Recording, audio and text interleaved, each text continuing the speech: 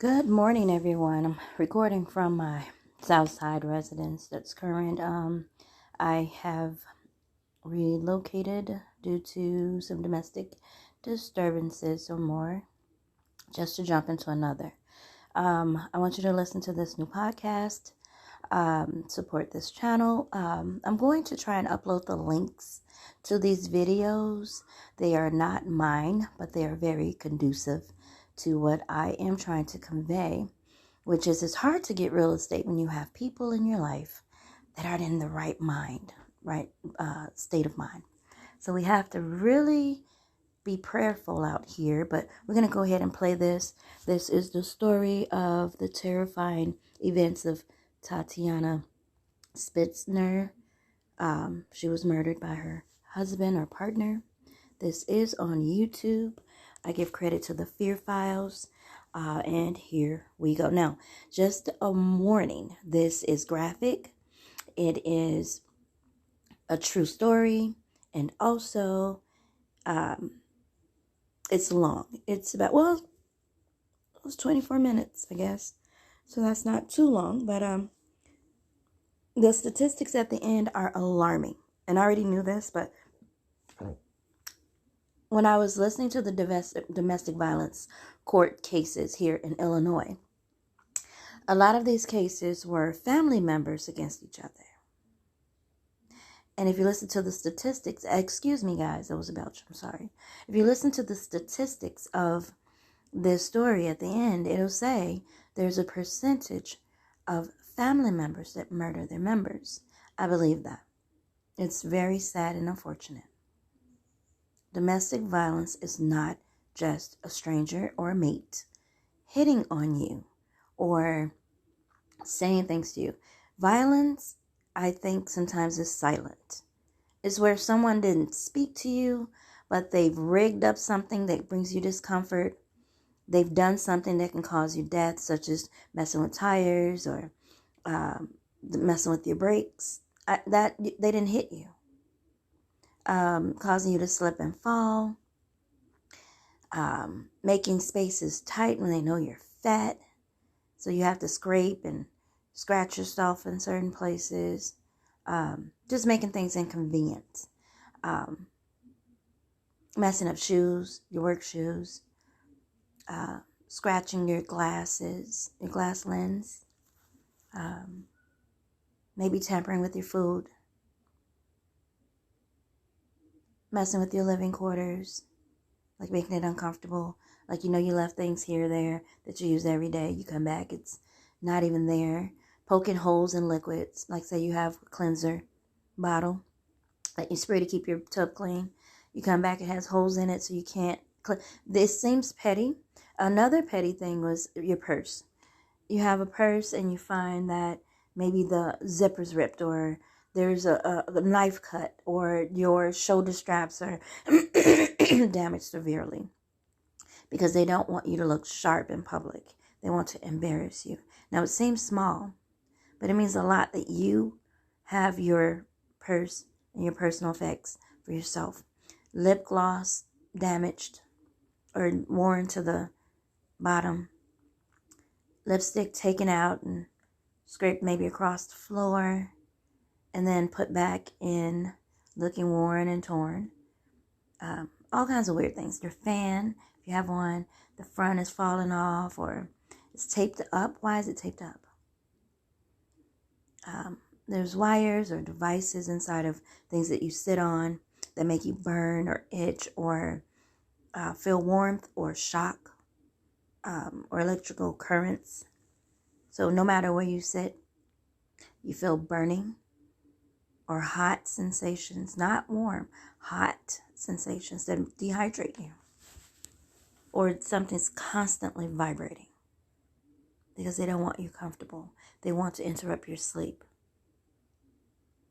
Waking you up at night, tugging your feet, pushing at you, doing things that you noticed because you realize you're wondering why you keep waking up.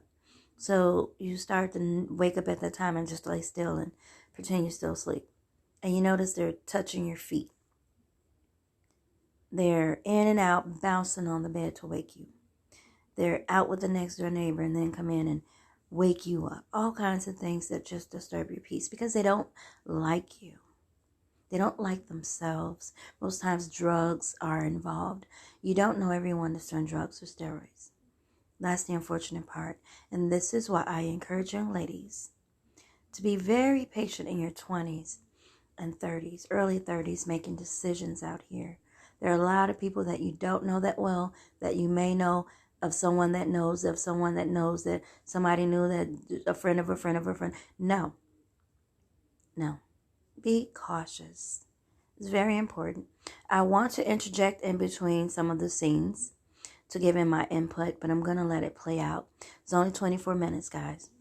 24 minutes and 21 seconds. Well, yeah. I've already played a second of it, so I'm going to start it now. You guys be blessed, be safe. And again, we're going to jump in and out with real estate. But right now, this is where our heart is. So we're going to go with that. We're going to still have real estate tips. I'm not an agent. I've not been licensed. I did take the test. There was, again, a lot of domestic stuff going on. It didn't do well. I'm still kind of in a storm, so I'm working on it. But we want to be prayerful. It's not just a woman thing either. This is universal. It can be children. It can be adults, either sex, gay, straight, rich, poor, geology doesn't, your geological location, where you're located, doesn't matter. Skinny, fat, rich, poor, nothing matters. Anyone can be a victim. Anyone. Okay? So we can get into all the details of who, why, when, where, why, who wants to put the blame where. We're not. You can definitely listen to this. Share it. It's all for the betterment of the community. So here we go. Be blessed.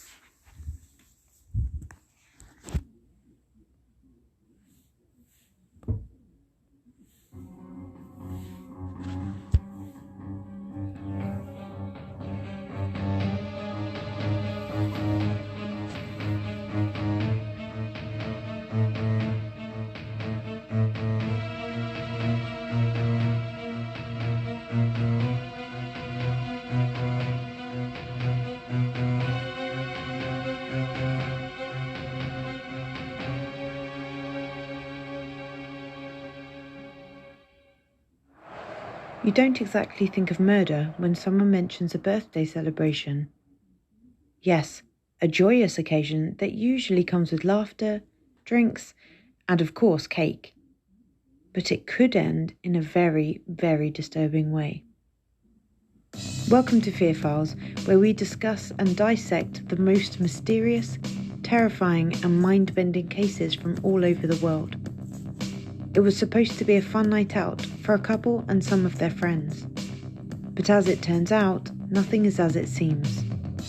Sit back, relax, and keep your ears open as we talk about the tragic case of Tatiane Spitzner.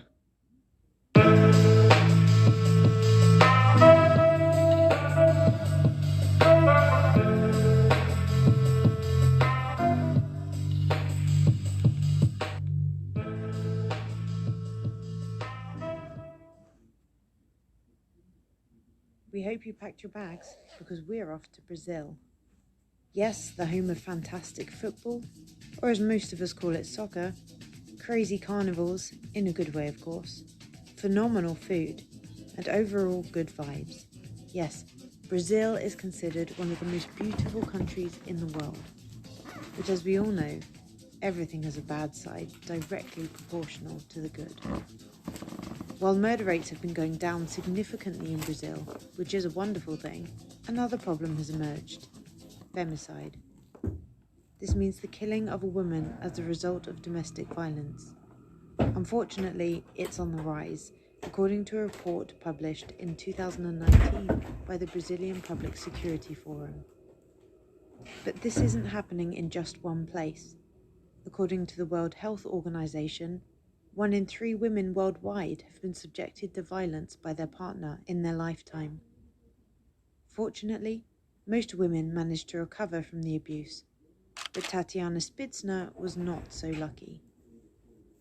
Tatiane Spitzner, aged 29, was a successful lawyer who lived in Guarapuava, a city with a population of 182,644, located in the mid-south of the Parana state in Brazil. It is also known as the largest municipality in that state by area. She and her spouse, Luis Felipe Manweiler, have been married for a little over 5 years. Aged 32, Luis was a university biology lecturer and an avid proponent of a healthy lifestyle, being involved in different physical activities on which he placed a high degree of importance. The two met in early 2013, and right after laying his eyes on her, Luis Felipe fell in love. He asked beautiful Tatiana out in August the same year. As time went on, the two developed feelings for each other, and they decided to take the next step in their relationship. On November the 15th, according to Luis Felipe's statement, he asked for her hand in marriage, and the two got engaged. The couple seemed to be clicking so well, and that's why the engagement lasted only a little over 2 weeks. On December the 3rd, 2013, the two lovebirds got married and exchanged rings in Guarapuava. It was the happiest day of their lives. Luis Felipe vowed to take care of his wife and provide for her as long as he lived. But as we all know, vows are sometimes broken, unfortunately.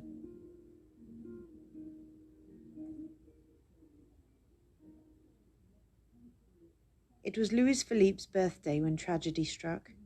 On a day which was supposed to be filled with laughter and positive energy, the two got into a fight. The entire argument started when Tatiana was a couple of minutes late coming home. Her husband was waiting for her, all dressed up, because they were about to meet some friends at a local restaurant. His wife went to a nail appointment, wanting to look her best for her husband, and it took longer than expected. The volatile character of Luis Felipe made an appearance right when Tatiana came through the door. He started the argument, saying that she was late and they had to be there already. Publicly, Manweiler was regarded as a cultured and educated man, but it would seem that he was somewhat distant. Unlike Tatiana, his wife, who had a large group of friends and numerous family, the university professor was the total opposite. No one in Guarapuava knew much about his past life. It's only known that he had a brother and a sister. His father died a couple of years before 2018, and his mother was battling cancer.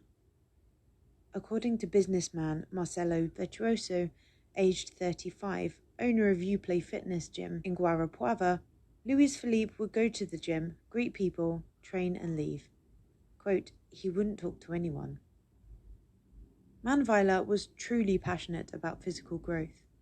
Quote, from the beginning of the year until now, he's gotten really big, Virtuoso said.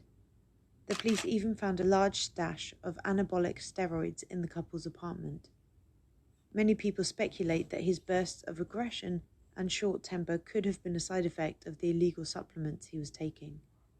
Psychiatrist Adriano Sigal from the endocrinology clinic at Hospital das Clínicas states that, quote, the use of steroids can lead to psychiatric disorders, irritability, and also to transient testicular atrophy. By increasing his testosterone levels, it was harder for him to control his anger. Of course, this isn't by any means an excuse for what was about to happen. The couple eventually arrived at the restaurant, where Tatiana's friends were waiting for them. They all wished Luis Felipe a happy birthday, and it seemed that the waters cooled and they would have a good time. According to the perpetrator's statement, they both drank that night, and they both got a little bit tipsy. Other reports say another fight broke out between the two when Tatiana found supposed evidence of her husband talking to another woman on Instagram. But Luis Felipe said in his defense that when they got there, he posted a story on his Instagram account telling his followers that it was his birthday. Then he received several messages from his online friends, including some coming from different women. Even though he accused his wife of being jealous, every story has two sides. Let's talk about Tatiana for a second. One of her closest friends, Juliana Santos, aged 35, came out publicly saying that Luis Felipe was the jealous one, resorting even to physical violence. Quote, Tati was very reserved with personal matters, but with me she opened up. The first time she complained about Luis Felipe, she said that his jealousy bothered her, Julianne told the police after the tragedy took place. At the time when Luis Felipe's jealousy started to intensify, Tatiana was living with her husband in Germany, where he was taking a graduate course. It's not clear why he started acting so possessive towards his wife, but one thing was clear. Their relationship started to fall apart. Because of the distance between them, Tatiana and her friend didn't talk too much, and they drifted apart. But as soon as the couple returned to Guarapuava, they resumed contact. Quote, Tati called me in November to congratulate me on my birthday, and she already wanted to meet me for coffee. At that point, the complaints became more incisive. She even talked about divorce because she was so scared. But the bureaucracy that comes with it made Tatiana dismiss the idea, her friend told the police. On March the 8th, International Women's Day, Tati and Ju met in the gym and arranged another outing over coffee. Quote, things were becoming more serious, says Julianne. Quote, she opened up. She said that Luis Felipe was treating her very badly, demeaning her in front of the others, doing everything to contradict her, and even said that he got to the point of hating her. Everyone that was interviewed in Guarapuava, including those not so close, said that Tatiana was, quote, a person without any evil inside of her, the kind that trusted others and saw the good in everything. You could tell the most incredible story and she would believe you. Tati was cheerful. She loved parties, trips, friends. So much so that on the day it all happened, those closest to her knew with certainty that it wasn't a case of suicide. What exactly did happen between Tatiana and Luis Felipe? Let's dive deeper into the case. After the party that turned into an argument between the two headed towards Golden Gate Building in downtown Guarapuava, where the two had had their apartment. Security cameras in the city centre where they resided captured a detailed account of the incident. It all begins with a vehicle pulling up outside the building. Several images showcase the brutality of the university professor as he slapped his wife several times across the face. This all happened even before they could leave the vehicle. Tatiana tried desperately to fight him off, but his brute strength was obviously too much for the 29-year-old lawyer. But it didn't end there. The husband continued to torment Tatiana even after they got out of the car. The sickening display of violence continued in the underground park of their building. The brute battered her without remorse, overpowering her every attempt to defend herself. She tried to run away through the parking lot, but the man chased her down and grabbed hold of Tatiana, hitting her again and again. She somehow managed to escape and ran towards the elevator. CCTV images show a desperate Tatiana running for her life. She was chased yet again by her husband. The woman managed to get into the elevator first and frantically pushed the button so that the door would close and she would be safe. Unfortunately for her, that didn't happen. Luis Felipe managed to outrun the closing mechanism of the elevator door and got inside, where Tatiana was in the corner, fearful for her life. After the doors closed, the elevator started going up, and it seemed that her husband calmed down. That is, until the doors opened yet again. Tatiana ran for the exit but was stopped in her tracks. Her husband laid his hands on her and pulled the young lawyer inside, not letting her escape. The shocking images show the lengths that Tatiana went to for her life to be out of harm's way. But the strength of the steroid-using strongman was too much for her. He swung her across the metal walls, hitting her head and making her fall to the floor. Those were the last images found when Tatiana was breathing. Soon after the brutality that went on in the elevator, the two got out the door and went inside their apartment. It's not clear exactly what happened there, but the outcome was horrible. It seemed that about 15 minutes had passed since they left the elevator. we can only imagine the brutality that took place behind closed doors. Other CCTV footage taken from the cameras outside the building, right in front of the entrance, shows a body dropping on the pavement, right there on the sidewalk. The images are so brutal that they have been blurred. But the most shocking thing was about to happen. Not knowing what to do and fearing the consequences of his actions, Louis Philippe leaves his apartment. He goes down, exits the building, and then takes the corpse from the sidewalk, carrying it inside. He was hoping that no one had seen the gruesome scene. Next, the murderer is seen taking Tatiana's body into the elevator, putting her down on the floor, and then raising his hands in a gesture that expresses remorse and shock. But this was all, of course, done for the cameras. After he arrives at his floor, Louis Philippe takes the body out of the elevator before coming back with a rag and starts to wipe what seems to be blood from the walls and the floor. These scenes are more shocking when you take into account the ease with which he cleans his tracks. After all of this, the aggressor tried to escape by coming back down and getting his car. Louis Philippe drove away from where it all happened, but was soon found by the police after several residents called to report seeing a man picking up a victim's body from the pavement. One witness even recounted hearing the husband shouting, quote, "My love, wake up."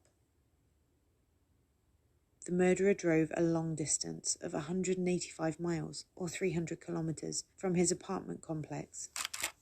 He was found so quickly only because he crashed his car on the motorway. Louis Philippe, when asked why he ran away, said that he fled the scene because he was, quote, too disturbed by the images of his wife jumping off of the balcony. According to the report, there was no evidence of any chemical reaction that took place in Tatiana's body prior to her falling to her death.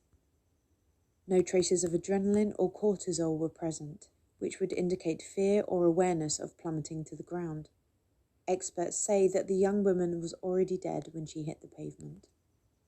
She also had high alcohol content in her blood, which was normal taking into consideration that they had come home from a birthday celebration. The lawyer also suffered multiple fractures to the rest of her body, consistent with a 40-foot drop onto concrete pavement. Upon further investigation, the imprints of a pair of hands were discovered on her throat. Her hyoid bone, located at the front of her neck, was fractured.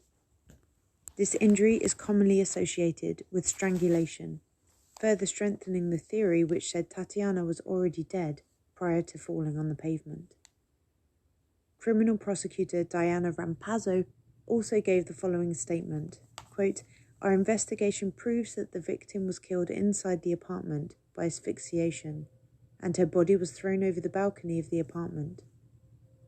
We believe the accused then took the elevator to the ground floor and collected Tatiana's body, taking it back up to the apartment in the elevator."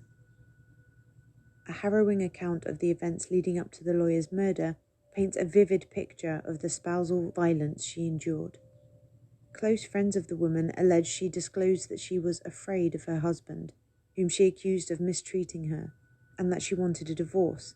These claims were seen in a series of messages sent months before her death. The husband's defense counsel, on the other hand, maintained that the pair had a happy relationship. But this was far from a happy relationship. Other sources among Tatiana's friends said the following, quote, "Tati complained to me one day that she and Louis Philippe hadn't had sex for over a month." The WhatsApp conversations between the two friends provided a clear picture of the type of relationship Tatiana was in. Quote, "We started talking a lot. She told me everything. She said that Louis Philippe didn't look for her in bed. She tried to get closer, but he pushed her away and said he was disgusted by her. This doesn't seem like a healthy relationship to us by any means." Other facts about the mistreating of Tatiana would come to surface after a thorough investigation took place. According to reports made by witnesses and contained in the deputy's complaint, the victim's husband used to call her humiliating nicknames, such as albino dung for her skin colour. Besides, he would also destroy Tatiana's clothing if he didn't like it. he had to approve in order for her to wear anything new. Manweiler practiced all forms of violence against Tatiane Spitzner. The suspect did not help her with any of the housework, not even to carry the groceries. Also, when she requested that they would hire someone to come and clean the house regularly, once a week, he refused, telling her that she has to be the one that does it. Tatiana was also prevented by Manweiler from using her own money, which she'd earned by working as a lawyer. If she would buy clothes, Louis Philippe would have to agree, but if she did buy something without him knowing, the second he would find out about it, he would tear the piece of clothing and throw it away. Following the events that took place in July 2018, Louis Philippe Manweiler was sentenced to 30 years in prison for murder, a crime that many would classify as femicide. In addition to the initial sentence received after ending his wife's life, Louis Philippe was also convicted of procedural fraud, which increased his sentence by 1 year, 9 months, and 18 days. He has been detained in the industrial penitentiary of Guarapuava since then. The trial lasted 7 days, and the conviction was made by a jury formed entirely of men. During the trial, he even apologized to the victim's family for the assaults, but continued to deny the murder, saying that his wife jumped on her own from the balcony, committing suicide, even though all the evidence found points towards the opposite direction. The lawyer, Claudio Dalladone, who defended Louis Philippe Manweiler, said the decision was, quote, clearly contrary to the evidence of the case, and that the defence will appeal and seek the annulment of the jury. This did not happen. The lawyer defending Tatiana Spitzner's family, Gustavo Scandellari, said that he considers the result a milestone in the fight against femicide. Scandellari pointed out, quote, the sentence of conviction is a satisfaction to the family. It is a clear message from the Guarapuavan society and all Brazilian citizens against gender violence and all forms of domestic violence. The jurors clearly understood that it was a case of conviction based on a lot of evidence. The judiciary has signed a proportional, fair penalty, and it will be registered to motivate more and more actions to encourage people to report cases of violence against women.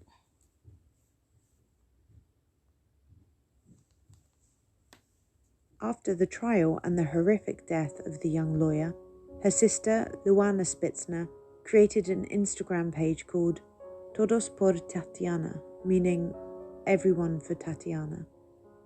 She created this profile to bring awareness towards femicide, a phenomenon that continues to grow in Brazil and throughout the entire world. Luana's page managed to gather over 60,000 followers that believe in ending the violence against women. We believe that any cause worth spreading awareness for must be talked about. So, in honour of Tatiana, we prepare some facts that shed light on how serious the situation is and some advice on how we can try and stop it. Most violence against women is perpetrated by current or former husbands or intimate partners. More than 640 million women aged 15 and older have been subjected to intimate partner violence. 26% of women were aged 15 and older. Of those who have been in a relationship, almost 1 in 4 adolescent girls aged 15 to 19, that's 24%, have experienced physical and/or sexual violence from an intimate partner or husband. 16% of young women aged 15 to 24 experienced this violence in the past 12 months. In 2018, an estimated 1 in 7 women had experienced physical and/or sexual violence from an intimate partner or husband in the last 12 months. 13% of these women were aged 15 to 49. These numbers do not reflect the impact of the COVID-19 pandemic, which has increased risk factors for violence against women. 137 women are killed by a member of their family every day. It's estimated that 87,000 women who were intentionally killed in 2017 globally, more than half, which is 50,000 of them, were killed by intimate partners or family members.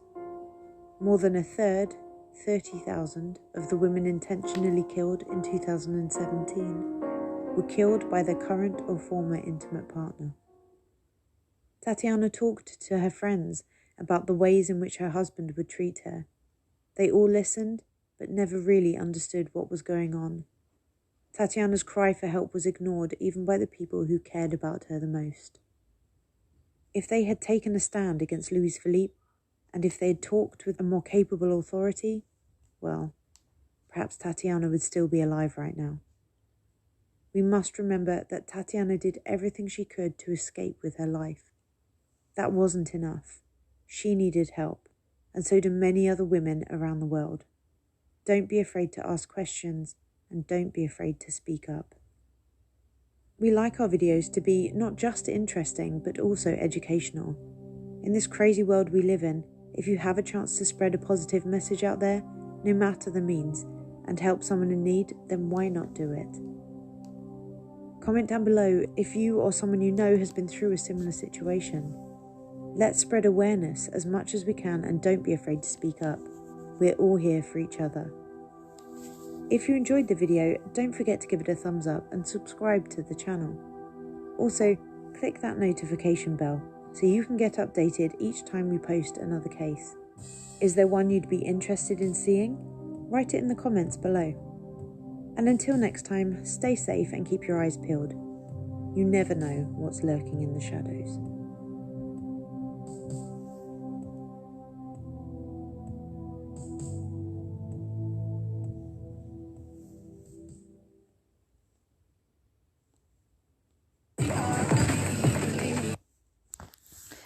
Okay, guys, so that is that story.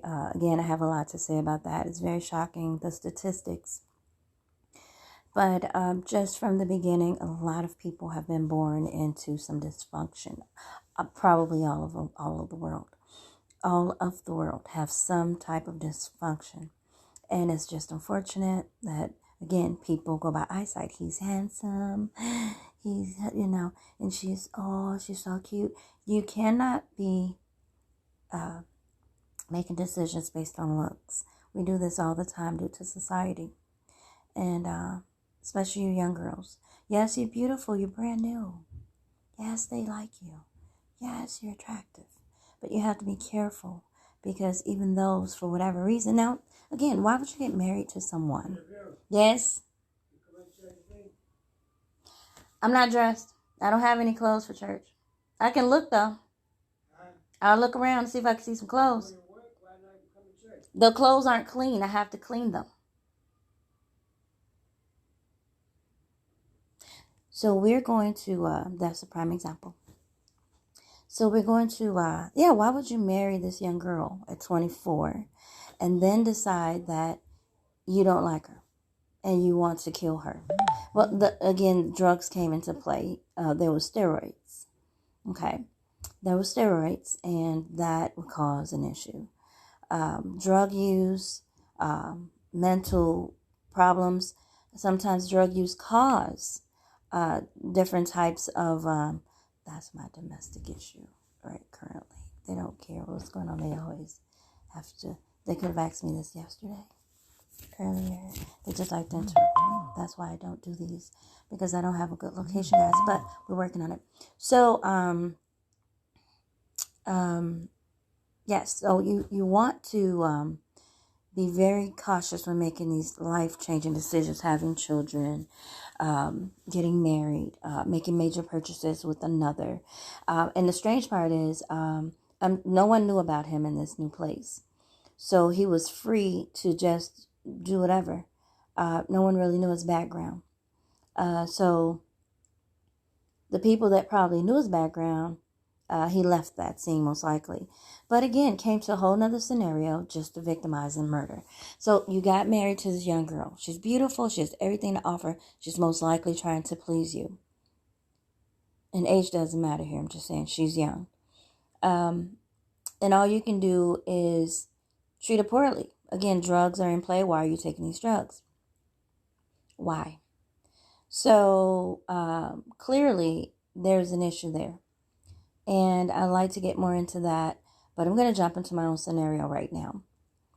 Years ago, I personally prayed for one of my relatives to come to Chicago, paternal, whatever.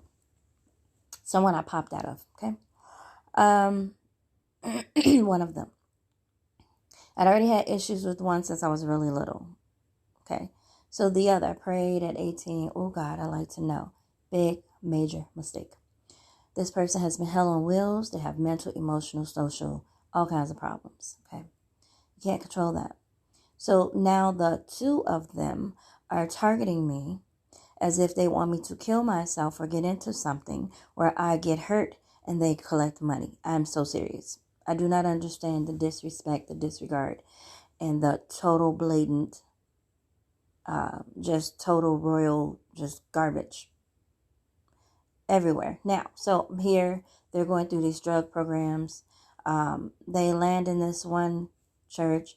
That church kind of closed down. They graduate to this rehabilitated monster on wheels with long hair, sometimes in a dress, that can't keep a relationship because they're too manly and prideful and nasty. And again, I don't know what these people have suffered, but it had to be horrific and traumatizing because they're making all the wrong decisions and they're mad at me. So this person is going through these programs. They get latched up with some more dysfunctional monsters that call themselves pastors, and they want me to jump in. I had already a bad experience before I even met the people. I'm visiting while they're in this halfway house or whatever. They become a leader. Panties in a bunch. I visit. Every time I visit, this leader is panties in a bunch, and they're attacking me. This parent stands by. I'm in my 20s, early 20s. This parent stands by and watches them just brutally annihilate me in front of people. No physical, but verbal, nasty, prideful behavior. Nothing. Like a little puppy. Still to this day, same puppy, invited me a few years ago to some events with this leader. And this leader decides to give me this bag. They shoved it to me. Now, I've been in a background all my life because of some earlier childhood trauma or issues, thanks to the other parent. And just no shine. But I knew I shined. But I knew it wasn't my time to shine, so I was cool in the back. The other parent invites me to this thing with this leader. And this leader decides that they're going to be mean because this parent is probably mean. People have problems, guys. So this parent is there cahooting with this leader because schizophrenia is real. They're pretending that I have a problem. She has made this situation a big, massive snowball everywhere they go. That I'm up to something. I don't like them. They need to destroy me. I don't know what ghetto mess is going on, but I've noticed that these people never received me on either side. There's always a conflict, always a problem. Vera must go. My name is LaVera Nashe, by the way. So I'm young. I'm like, I don't get it. So they invite me to this. I'm having a baby. They invite me to this big old thing. No one's going with me because both sides have decided no one wants to support her. Just nasty. Just nasty. No reason. I haven't done anything to anyone that merits this mess. So being young, I'm on my own. Okay. I go to this event at the parents' recommendation. I get there. They're throwing all these beautiful bags of clothes for the baby to me. Oh my God. I'm so excited. Oh. And when it gets real good, this leader decides they're going to walk back up and go, oh, these are so pretty. I'm going to give these to my God baby. Woo! And snatched them and took them away. Didn't stop there. I've had several different events that I would attend over the years. And just be forgiving. People are crazy. Nothing you can do about it. Sat there, act like they couldn't see me. They didn't know me. I wasn't important. They couldn't acknowledge me because, and guess who sits right by like a little puppy? The parent. As if, yeah, that's what you get. So why today, while I'm on my podcast, would you come up to the door and ask me to go and be abused anymore? We've had this conversation. I worked for a major company using my voice, made a lot of money. And the people there were jealous. I performed very well, and they were just nasty, looking for something once again to just penalize me for. So they found a few things, ran with it, and kind of started analyzing all my calls, trying to go through the procedure, and just started pulling out silly stuff like me belching or me stuttering on a call, or because people just walk up to you and start talking while you're on the phone. You kind of try and talk to the person and the customer, and you might stutter. Excuse me, going by. No, nope, you don't have room for that. So I'm like, what is going on, right? So they took all of that and put it together and said, we don't like you. I'm sorry, we don't think you're performing well. You need to sign some documents. I'm like, I'm not signing anything. So they came to me again. We don't, and I'm like, these are bogus. This is stupid. And they're like, well, what they were doing was freezing all the bonuses. And they did not want anyone to say anything. The call center manager and the one best friend that was a supervisor. And I mean, every quarter or whatever, they would freeze all the scores or the performances and direct the bonuses to who they wanted. And I was like, I need my money, and I know I perform well. So they just started pulling out any little thing to kind of have crazy going on. So I've reapplied. I'm assuming I'm not rehireable. I'm on that boo-boo list for HR. Someone said just call back and talk to them and see what's what, because I've seen people walked out screaming, and they were rehired. I did so well. So people have always targeted me. They just pull me out and go, so for whatever reason, that happens in the family. So today they ask me, knowing I'm not interested, am I going to go? Again, if Comcast has told me don't come back, why would I keep reapplying without any correction on their side? Can I correct these people? No. Am I going to try? No. So that clearly means this person is on warpath. They've been talking to this monster, this leader, and now they want to start something. Now what I can do is record it for you. So if I go today, I'm going to record the entire thing so you all can hear the foolishness, okay? So God bless you guys. I will have an update. I'm real. I'm not, listen, this is real life. I'm not here to fake and pretend that I personally do not have any things going on and the job is slow. I just got out of the one domestic issue just to jump into this with a relative with the same personal problems as the guy I left. Exactly. Different faces, different ages, same problems. Low self-esteem, no direction, listening to fools. It's just sad.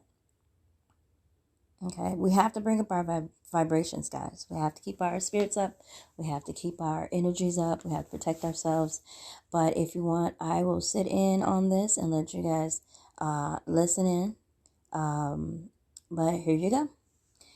That's probably what I'll do. God bless. Bye now.